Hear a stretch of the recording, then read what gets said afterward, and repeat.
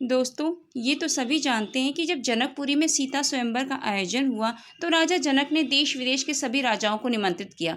लेकिन उन्होंने अयोध्या के राजा दशरथ को क्यों नहीं निमंत्रण दिया? इसका कोई आपसी बैर नहीं है? आखिर क्या था वो कारण? आइए जानते हैं वो घटना।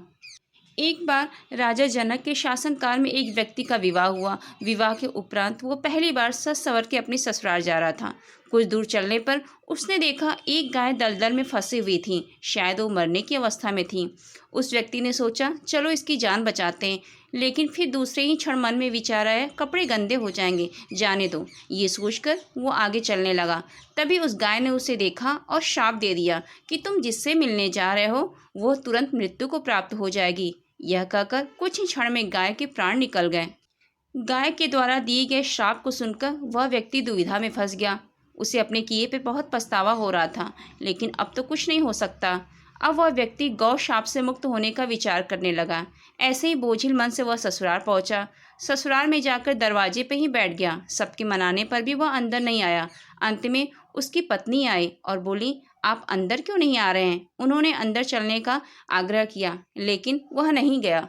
रास्ते में जो घटना घटित हुई थी उसके बारे में अपनी पत्नी को बताया तो उसकी पत्नी ने बोला, मैं तो पतिव्रता स्त्री हूँ, ऐसा कैसे हो सकता है? आप मेरी ओर देखो तो सही।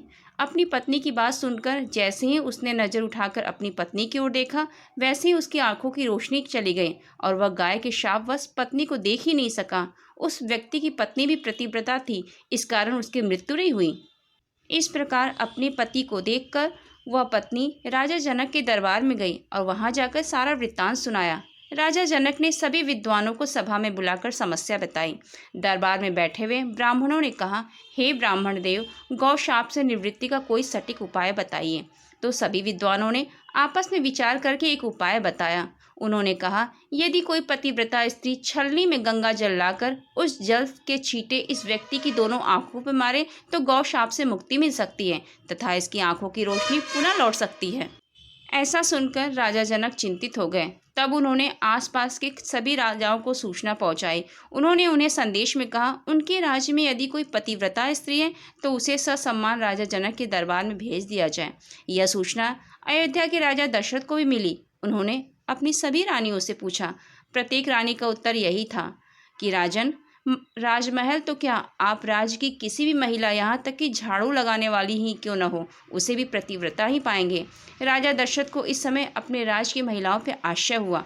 उन्होंने राज्य की सबसे निम्न माने जाने वाली सफाई करने वाली को बुलाया और उस महिला से राजा दशरथ ने सम्मानपूर्वक पतिव्रता होने के बारे में पूछा तो महिला ने स्वीकृति में सिर हिला दिया।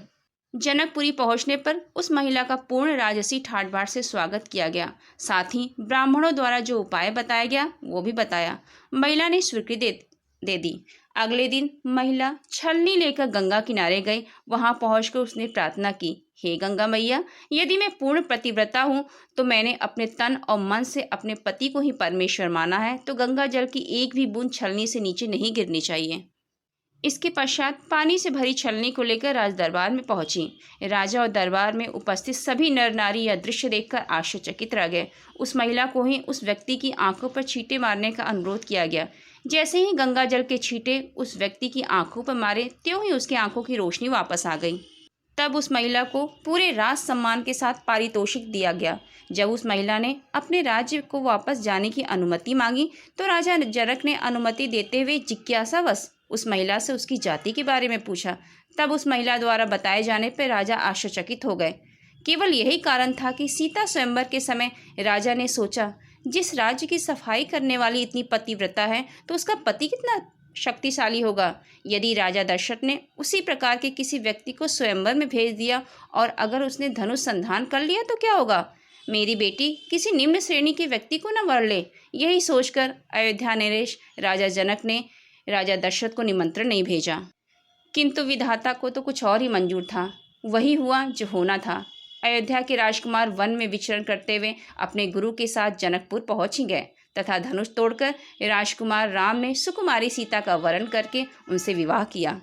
तो दोस्तों, आपको मेरी ये जानकारी कैसी लगी कमेंट बॉक्स में ज़रूर लिखिएगा और मेरे चैनल को लाइक और सब्सक्राइब करना मत भूलिएगा।